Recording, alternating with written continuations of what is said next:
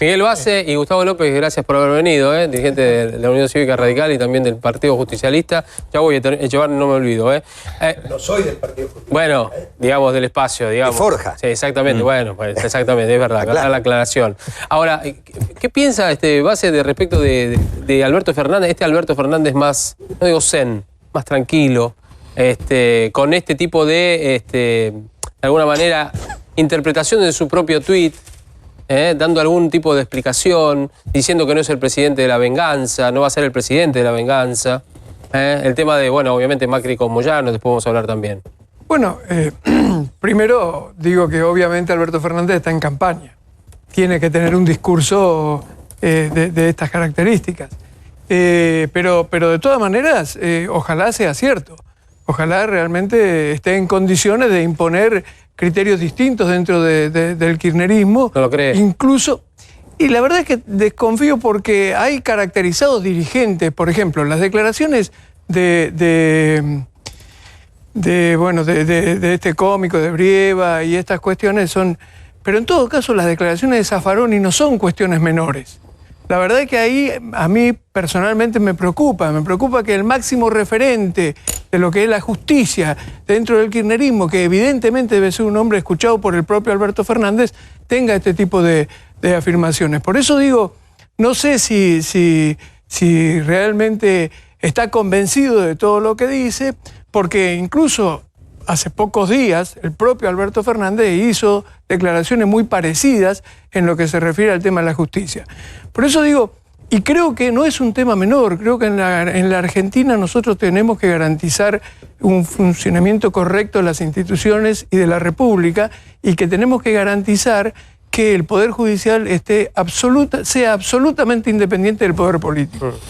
Por eso, y que además tenemos que garantizar que se investigue todos los hechos de corrupción, y realmente todos los hechos de corrupción que hayan existido en la Argentina, y realmente se encuentren las responsabilidades. Lo que digo es, ojalá lo que dice Alberto Fernández fuera del todo cierto. Me parece que en parte es parte de la campaña, y además lo otro que me preocupa es que existan tensiones si efectivamente lograran un triunfo electoral, que existan tensiones dentro de un gobierno de estas características no es lo mejor, ¿no? Exactamente. ¿López? A ver, por un lado, Alberto es Alberto tiene estas características, tiene este carácter, lo conozco desde el año 88, Alberto tiene esta personalidad, por un lado. Por otro lado, siempre hay estrategia de campaña. Ustedes abrieron el programa con el discurso de Macri en Rosario. Fue una estrategia de campaña. Macri no puede hablar de la inflación, no puede hablar del trabajo, no puede hablar de la ocupación, no puede hablar de la economía. ¿De qué va a hablar? Y de algo que no está en la agenda, y él impone una agenda. Vamos a hablar de Moyano. Entonces estamos 2 horas hablando de Moyano y no hablamos del 10,1% de desocupación, no hablamos de la caída del 5,8% del Producto Bruto Interno en un año. ¿Por qué? Igual lo tenemos previsto nosotros. No. Pero hacia afuera lo dice. Me refiero, enunciado. No hablo de acá del programa. Digo, Macri no puede hablar de eso. Entonces tiene que imponer agenda. Ahora, esto es como un partido de fútbol. Si yo sé que el equipo contrario tiene 2 delanteros que miden 1,95 m, no puedo poner a 2 enanos defendiendo. Es decir, si la campaña de Macri va a ser tratar de polarizar en los extremos, la campaña nuestra tiene que ser la sensatez. A ver un segundo, porque además también está el debate de si ya está todo más o menos armado, ¿no es cierto? Con todas las listas y demás, y la campaña ya arrancó. ¿Para qué se hacen las PASO? ¿Hay alguna posibilidad de suspenderlas? Porque es una ley, no la podés... Está bien, pero ¿hay una posibilidad de suspenderlas o no? ¿Estamos a tiempo? No. No. Le vamos a preguntar a Luis Novarecio. A Luis, que ayer obviamente escribió un artículo respecto de esto, que además obtuvo un premio, le otorgaron un premio en la jornada de ayer en la Embajada Italiana. Hola Luis, buenas tardes. Hola Javier. ¿Cómo estás? Hola Javier, qué bueno escucharte, muy buen encuentro para todos los que están aquí en el piso. No quise agregar más elogios porque si no terminamos más, porque la verdad te los mereces todos, Luisito. Bueno, Luis, muchas gracias. Bueno, te queremos preguntar esto. Mira, tenemos la cifra acá, ¿no? Son 6 ceros y el 4 adelante, por lo menos en cuanto a la cifra. Perdón, 9 ceros, dije 6 ceros, perdón, 9 ceros. 4.000 millones de pesos. 4.000 4.200 millones de pesos son lo que costaría las PASO, porque el proceso total, hoy nos decía Adrián Pérez, el secretario de Asuntos Políticos del Ministerio, el proceso total, agosto, octubre y eventualmente noviembre, son 10.600 millones. Sí. Esto implicaría que el 40% de la elección, la más costosa son las PASO. Yo recién estaba escuchando, no sé quién lo decía, no solo diciendo en lo jurídico, sino también en lo político, respecto a que no se pueden evitar las PASO. Sí se puede, absolutamente. Existe el procedimiento jurídico perfecto, que es una suerte de reunión de urgencia del Congreso, si hay convicción política, ¿no? Mira, a mí no me gusta reducir la democracia a lo que cuesta, a que sea una cuestión económica, porque eso me parece que es banalizar la democracia.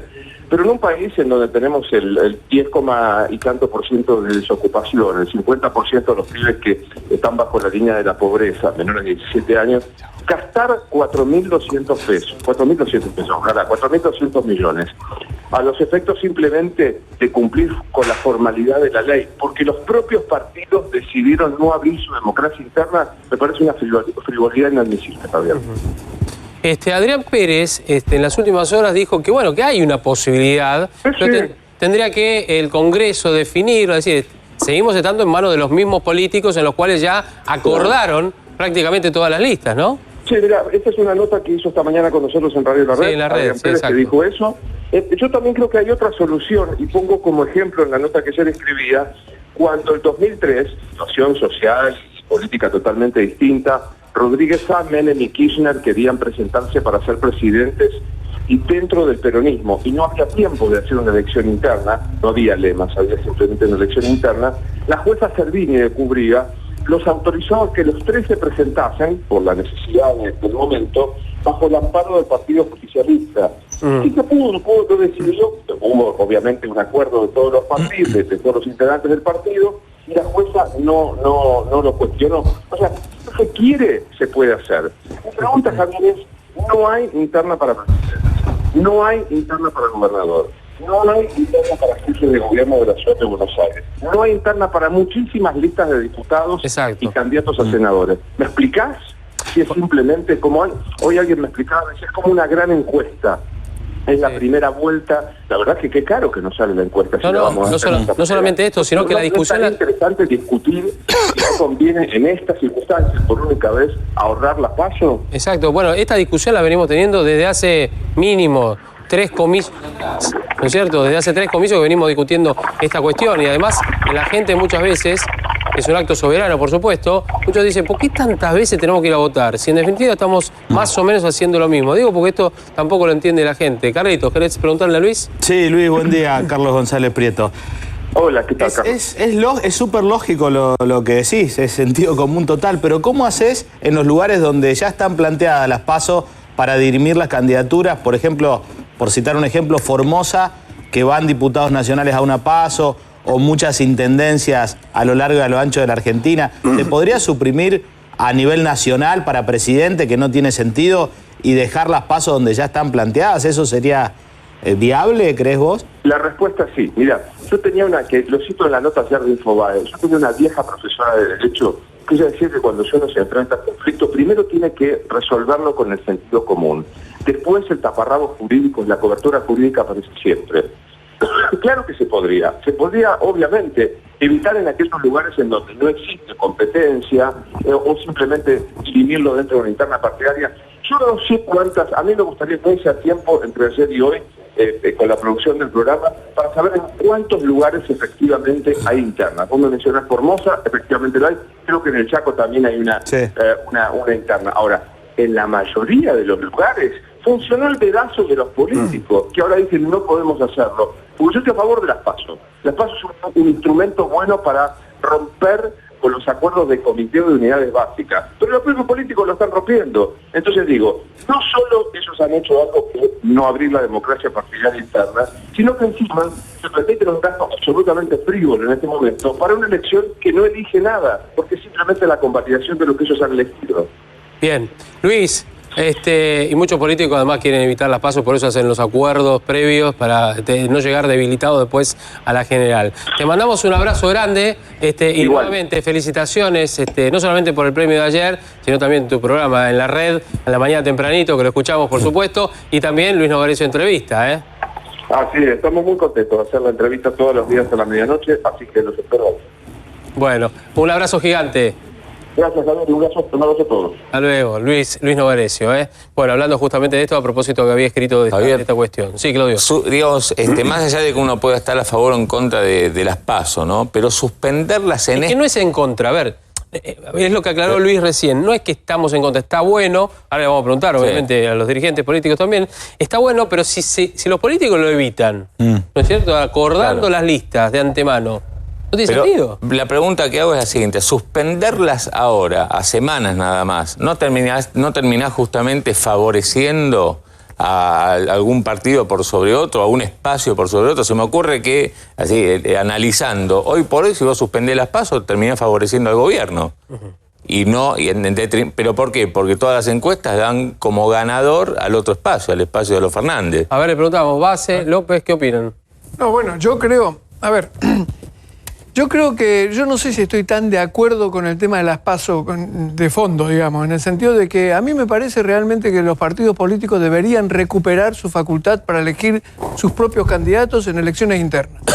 Y no debería existir las primarias abiertas. Me parece que está absolutamente demostrado que, en definitiva, en las primarias abiertas, como se dice, no se resuelve la cuestión de cada partido, sino que los partidos avanzan en acuerdos previos, que me parece bien que se avance en acuerdos previos para evitar enfrentamientos. Pero digo, creo que las PASO hoy no son un instrumento absolutamente necesario para fortalecer la democracia en Argentina.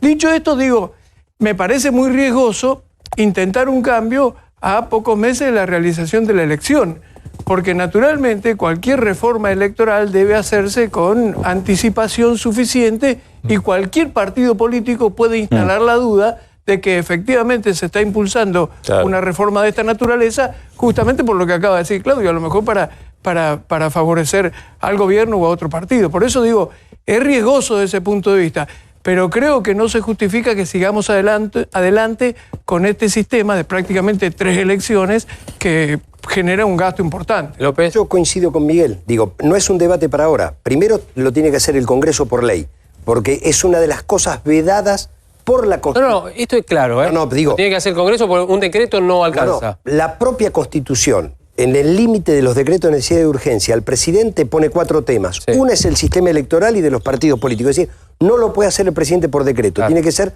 una ley del Congreso. Sí. Segundo, es imposible cambiar la regla de juego cuando ya está el cronograma electoral. Digo, esto tiñe de poco transparente el sistema electoral. No, pero tienen que tener acuerdo de todos los partidos políticos. Es decir, si lo hacen, tienen que estar todos de acuerdo, ¿no? Lanzado el sistema electoral, ya es imposible. Ahora, la discusión posterior yo creo que vale la pena. Yo creo que las PASO fueron una herramienta que no terminó de dar resultado en un momento de crisis de los partidos políticos, porque los partidos estaban debilitados, fragmentados. De hecho, en la elección del 2003 había 3 peronistas y 3 radicales, digo, de los 6 primeros candidatos. Entonces, en ese contexto, volvamos a discutir para la próxima elección si es necesario o no las PASO o si volvemos al sistema tradicional. Esta vez ya es imposible. Bueno, vos sabés que nosotros juntamos 500.000 firmas en el año 2002-2003 para impulsar 2 proyectos. Uno en las primarias abiertas y simultáneas. Después le agregaron la O para hacerlas obligatorias. Nuestra posición era que debían ser voluntarias. Pero el otro era la lista sábana. Y la lista sábana nunca la quisieron tratar. Y ese es el meollo de la cuestión que para mí sí hay que tratar en Argentina, porque es clave. Argentina, la democracia que tenemos funciona muy mal. Funciona muy mal porque no tenemos representantes. Y no tenemos representantes en los diputados, porque teóricamente los diputados tienen que representar al pueblo de la nación. Y cada uno debería representar a un grupo de personas. Eso se acabó. Se acabó cuando pusieron esta sábana. Hoy, en el 60% de la población de Argentina, cuando vota, no sabe a quién vota. Los diputados no los conocen. Con lo cual los diputados son elegidos de esta manera, que es una manera irregular, donde los partidos políticos no hacen internas tampoco, con lo cual ni siquiera los afiliados de los partidos son los que deciden, sino que se elige a puertas cerradas entre 4 o 5 personas. Es espurio lo que están haciendo, es espantoso, y han destruido, y además es inconstitucional, porque la Constitución dice que es un sistema republicano representativo federal. Señor. Y acá se rompió la representación. Por eso no funciona Argentina. Y se hace todo por ideología. Pues imagínate un segundo cómo sería si vos te elegís a tu representante. A vos no te importa tanto si el tipo es de derecha, de izquierda. Lo que te importa es que te solucione los problemas de tu barrio. Hoy estuve esta mañana, por ejemplo, en José Cepaz, recorriendo en bicicleta toda la parte de que ahí hay barro. Cuando dice meterse en el barro, es eso. El padre Manrique se mete en el barro, que es el que está trabajando ahí en ese momento, que es realmente emocionante. Bien, nos metemos ahora no en el barro, sino en los números, fundamentalmente a propósito de lo que se ha conocido en la jornada de ayer, este 10,1%. Claudio, a ver, bueno, ¿este número es peor al que está, que ya es muy malo, o tiene alguna vista de, bueno, hay una interpretación a este? Mira, obviamente, tener más de 10% de desempleo por primera vez desde el año 2006, digamos, hace que no 13 teníamos años, claro. 2 dígitos, es preocupante. Se conforma de la siguiente manera: hay casi 2 millones de desocupados, otros 2.250.000 subocupados, que es gente que trabaja menos de 35 horas por semana y quisiera trabajar más. Pero es muy interesante ver cómo se compone este desempleo. Quisiera trabajar más, claro, porque no le alcanza, ¿no? Porque dice, bueno, quiero seguir trabajando, ¿no es cierto? Obviamente. Es eso. A eso voy. Trabajan menos de 8 horas también. Bueno, también, pero por eso, pero no le alcanza para vivir, eso quiero decir, ¿no es cierto? Sí. Vos fíjate cómo no es lineal lo que está sucediendo. Según el INDEC, en el último año hubo destrucción de 175.000 puestos de trabajo en empresas, lo que se llama empleos de calidad. Gente que estaba en el mercado formal de trabajo, cobrando un sueldo, haciendo sus aportes, cobrando aguinaldo, teniendo vacaciones. Sí. En el mismo periodo, en el último año, se crearon 318.000 empleos precarios. ¿Qué serían? Informales, monotributistas, gente, viste, que salen a hacer entregas con la bicicleta o la moto, comidas rápidas, etcétera, etcétera. Quiere decir que en el neto, o sea, si vos restás 318.000 que se crearon, menos 175.000 que se destruyeron, la economía en el último año generó más empleo que el que destruyó, generó 143.000 puestos, pero la mayoría, insisto, más precarios, o sea, se destruye empleo formal de calidad con buenos salarios y se crean empleos precarios, informales, en negro, lo que te decía, con malos salarios, sin vacaciones, sin aguinaldo. ¿Por qué además aumenta la tasa de desempleo? ¿Por qué si la economía crea más empleo que el que destruye, la tasa de desempleo sube en vez de bajar? Y bueno, porque hay más gente buscando trabajo, en su mayoría mujeres, en su mayoría jóvenes, pero bueno, el hecho de que la economía, si bien genera puestos de baja calidad, la tasa de desempleo sube, es porque, bueno, demográficamente hay más gente que está buscando trabajo por estas dos cosas. Porque demográficamente se crece y porque además tenés a mucha gente que, como no le alcanza el sueldo, los salarios en términos reales cayeron 12% en el último año, salen a buscar más trabajo. Bueno, y no lo encuentra. SICA ha dicho, digamos, dando una también explicación de este tema, dijeron que era, por supuesto, una situación grave, este número, que es respecto, Damián, de lo ocurrido en 2018. Es decir, estos números del primer trimestre de 2019 es el coletazo de todo lo que ha ocurrido en el año pasado. Sí, además lo comparás contra un primer trimestre de 2018 que la economía estaba en crecimiento y ahora estás en un 5,8% de interanual de caída. Y quizá lo más grave que ves ahí es que por más que la economía recupere en el próximo trimestre, no vas a recuperar el empleo y estos números no se recuperan rápidamente. Mirá, esto es exactamente la frase completa de Dante Sica. Estamos viendo el impacto de la crisis del año pasado, lo que les decía. Nos preocupa que busquen empleo y no lo encuentren.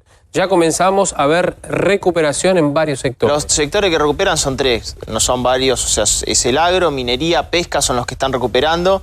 El resto, sobre todo industria y comercio, que son los mayores generadores de empleo, son los que más caen. El último informe del Ministerio de Producción y Trabajo muestran que en los últimos 5 años como para tomar dimensión, las pymes, micropymes, que son de 0 a 9 empleados que cerraron, es el 39,2% del total, y las que abrieron es el 38,7%. Es decir, en términos netos negativos tenés 0,5% abajo de pymes que fueron cerrando en 5 años. Tomamos 5 años para tomar un espectro más grande. Y ahí está el mayor generador de empleo, que el gobierno tiene ahí una preocupación importante porque siguieron cerrando pymes. No sé si son 35, 100 por día. Te doy datos oficiales, estos sí son oficiales, y siguen cerrando pymes. El tema es cómo regenerar el tejido productivo en Argentina en un contexto, bueno, muy delicado. ¿Por qué? Porque hoy volvió el impuesto inflacionario. Hoy muchas pymes están pagando impuestos por lo que facturan, que es menos ventas en volumen que el año pasado también. Entonces esto le está generando una situación a nivel de presión tributaria enorme a ese eslabón tan pequeño como para poder sostener la actividad y sostener el empleo, ¿no? Ese 10,1, Joarne, digamos, ¿es un punto de inflexión, cree, para el gobierno? Es decir, que esto tendería a bajar, o al contrario, el próximo trimestre veremos que sigue subiendo. Y acá a fin de año no creo que eso se mejore, pero además no es solo el 10,1. ¿No se mejore? ¿Qué quiere decir? ¿Que va a seguir subiendo? Es probable que tengamos todavía alguna suba. Pero además tenés otro problema, que no es solo el desempleo, sino además el subempleo, con lo cual llegas a más del 20% de la población. Es un tema muy dramático. Lo que hay que pensar es cuáles son las causas. Las causas son básicamente dos. Una, que hemos tenido 5 recesiones en 10 años. O sea, un país que tiene una recesión cada 2 años no puede crear empleo formal y termina teniendo estos empleos precarios. Sí. La segunda causa es la ley laboral, las leyes laborales. Los países que han hecho reformas laborales, el desempleo es abajo del 4%. Vos mirá, y eso que tienen enormes avances tecnológicos. Estados Unidos, Alemania, Israel, tienen todos debajo del 4%. Los países que en cambio mantenemos una situación laboral muy poco flexible, ajustamos por empleo. Con lo cual es muy difícil obtener otro empleo después. Y es mucho más grave cuando uno piensa lo que viene. Por eso a mí me aflige pensar en el millón de chicos que tienen que ingresar al mercado laboral. No es solo los que se están prendiendo, sino los que tienen que ingresar. Y son los que más están sufriendo, los jóvenes. Y si jóvenes y mujeres son los que peor la están pasando, porque son los que menos encuentran. Los que no encuentran ni siquiera ese empleo precario. Ahora, no es como dice Sica, que es el problema del último año. Si vos tomás, según el INDEC, desde el 2015 para acá, se perdieron 720.000 puestos de trabajo. Y además tenés 950.000 personas que quedaron subocupadas, o sea, que trabajan menos de lo que quisieran. Sí, yo quiero tener una disidencia con el último análisis. Cuando Menem sanciona en la década del 90 la ley de empleo, así llamada ley de flexibilización laboral, la desocupación se fue al 17%. Es decir, el problema no son las leyes laborales, el problema es la actividad económica. Si no hay actividad económica, no hay empleo. Son los dos temas. No, bueno, pero fundamentalmente la actividad económica. Es decir, en el gobierno de Kirchner, que se generaron millones de puestos de trabajo, mejoraron incluso o se hicieron más duras incluso las leyes laborales. El problema es que si la economía no funciona, después uno puede hablar de qué reformas son necesarias a partir de una economía que funcione, a partir de un proyecto a mediano plazo, pues si no la pagan los trabajadores. Y cuando la economía funciona no se trata ese tema. Pero, hay que ser sincero. Pero si no la pagan los trabajadores. Repetir que exclusivamente, la pagan los trabajadores. Yo lo que quiero señalar es al revés, porque fíjate lo siguiente. Macri asume con una desocupación del 5,7. Y digo del 5,7 porque es el INDEC de Todesca que en marzo señala que la desocupación a diciembre del 2015 era el 5,7. Hoy es el 10,1, es decir, casi se duplicó. Eso es un dato incontrastable. Y si vos tenés que en los 3 años y medio, es decir, los 4 que va a gobernar Macri, la economía se va a reducir en un promedio en un 3%, tenés un gobierno que casi duplica la desocupación, que duplicó la deuda externa y que redujo el PBI en un 3%. La caída interanual es del 5,8. Eso te da, salvo el 2017 que creció, en los 4 años de Macri, el país achicó su economía. Entonces ¿cómo vamos a generar más empleo por más que flexibilice leyes laborales si la economía no funciona? No, déjame darte un ejemplo. Si vos tenés 4 empleados y querés crecer a 5, te ponen un delegado sindical y las otras 4 personas te trabajan peor. Con lo cual nadie cree que sube de 4 a 5. ¿Cómo vas a subir de 4 a 5 si no vendés nada a nadie? Si la gente no tiene para comprar. Pero tienen los dos razón, no se peleen. Yo te escuché. Tienen los dos razón. Es que lo que yo estoy Claro, diciendo, esa es la realidad. Los dos, lamentablemente los dos tienen razón. Es que yo digo, lo primero dije son 2 causas. La primera es la actividad económica, claramente, y la segunda es las reglas laborales. Pero cuando vos te metés en el mundo y comparás lo que se viene, que es la robotización, son los algoritmos, y en Argentina mantenemos una mentalidad de preservar el trabajo improductivo. Te doy un caso. Nos siguen mandando a nosotros, a nuestros domicilios, las boletas impresas en papel, ensobradas en papel, cada vez menos. Y ensobradas en celofán. Pero ¿qué pasa? Todo eso es trabajo improductivo. Son plantas paterías, son gente que corta las leñas, hacen el papel, las imprimen y demás. Todo eso, el valor es 0. porque hoy te lo mandan por mail. Claro. Con lo cual, si vos mantenés el trabajo improductivo en un país, ese país no puede competir con el resto. Por eso Argentina no puede competir. Sí, también. Entonces, pero en cambio, cada vez que pones una protección en un sector, la están pagando los demás sectores. Y eso es lo que no se comprende en Argentina. Porque acá lo que tenemos que hacer son decenas de miles de nuevas empresas. Esas decenas de miles de nuevas empresas no las protegen los sindicalistas, no las protegen las leyes laborales. Es todo lo contrario. Las complican la vida, les generan un montón de costos y regulaciones, les impiden nacer y les impiden crecer. Pero Agustín, si cada vez tenemos... Esa decena de miles de empresas sin consumo interno, sin una reactivación económica, no existen. Entonces, sí, pueden salir con el consumo externo, pueden salir por exportaciones. Primero discutamos qué modelo de economía, qué modelo de país, y después, en todo caso, discutamos el modelo sindical o el modelo laboral. Porque si no, empezamos siempre por el hilo más delgado. Digo, la pagan las trabajadores que ya lo están pagando. Entonces, yo vengo de Tierra del Fuego, ¿sí? Por eso aclaré lo de Forja, porque le acabamos de ganar al PJ una elección. Sí, señor. La desocupación más alta la tiene la provincia de Tierra del Fuego, 13%. ¿Cuál fue el proyecto de Macri? Abrir las importaciones y la industria electrónica perdió el 60% del empleo. Si vos querés transformar la provincia para que no dependa de esa industria electrónica, primero tenés que tener un proyecto alternativo. Si no, ¿qué hace con la gente? ¿La matás de hambre a 10 grados bajo cero? Entonces lo que digo es, primero pensemos un proyecto productivo. Yo estoy de acuerdo, es productividad cero el que ensobra. Ahora, primero pensemos esa gente, ¿dónde la reinsertás? Y después hagamos la reforma que haya que hacer, porque si no esa gente se va a quedar sin trabajo. Hicimos un estudio sobre el caso de Tierra del Fuego. En el caso de las computadoras, costaban 3 veces lo que costaban en Chile. Cuando bajas a cero las tarifas de las computadoras, hoy cuestan 25% más caro que Chile. ¿Qué pasó? En el primer año, antes de que llegue la crisis, por eso la actividad es muy importante, el aumento de computadoras en la Argentina fue 47%. Con lo cual, eso implicaba que la Argentina tenía menos computadoras de las que puede tener. La falta de productividad para Argentina es fenomenal el problema de Tierra del Fuego. Es fenomenal. Desde ya estoy de acuerdo contigo que hay que pensar... Despidos, Pero sí, se crearon 3 veces más empleos afuera. No hicimos el cálculo. Se crea más de 3 veces empleos afuera por mantenerlo de Tierra del Fuego. Lo que destruye Tierra del Fuego, el esquema de Tierra del Fuego, que por supuesto no es culpa de las personas esas, es culpa de los que armaron ese sistema. Porque ahora están trabajando ahí. Y yo estoy de acuerdo contigo. A mí una vez me mandaron los de la UOM una amenaza, ¿no? Los de la UOM de Tierra del Fuego. Yo le dije, no, invítenme, no me amenacen. Invítenme a Tierra del Fuego y vamos a analizar el caso y vamos a ver cómo hacemos para generar nuevos empleos. Bueno, pero lo que no pueden hacer es mantener el empleo improductivo que le cuesta a todos los demás. Y yo creo que es mucho más que tres veces. Yo creo que por cada trabajador que tenés en Tierra del Fuego en una industria ineficiente y que no puede competir sin subsidios, entonces perdés 3, 4 o 5 veces más acá no somos en el resto una del país. planilla Excel. López, después voy a hablar con acá base no somos también, una Estoy de acuerdo que no somos una planilla No somos Excel. una planilla Excel. Por supuesto Tierra que del no. Fuego es estratégica para la Antártida. ¿Sí? Digamos, ¿por qué Inglaterra está ocupando las Malvinas? Por la Antártida. Entonces, Tierra del Fuego, si tiene que costar más caro, debe costar más caro, No porque es necesita costar estratégico. más caro. No, ya lo sé, pero digo, Pero no además necesita. es estratégico para el país. pero Porque eso es estratégico para la Antártida, es estratégico para lo ictícola. El gobernador que ganó propone una reforma muy profunda. No propone destruir la industria, propone crear otras cosas.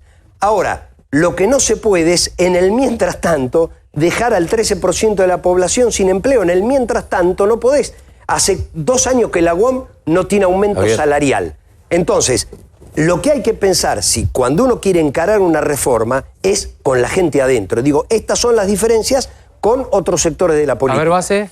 Estas diferencias de criterio me parece que demuestran claramente que nosotros en la Argentina tenemos un problema estructural de la economía y que tenemos que abordarlo en conjunto. La verdad que es cierto que necesitamos generar un crecimiento de la economía, que necesitamos más empresas, que necesitamos todo esto. Y es cierto que también necesitamos mercado interno.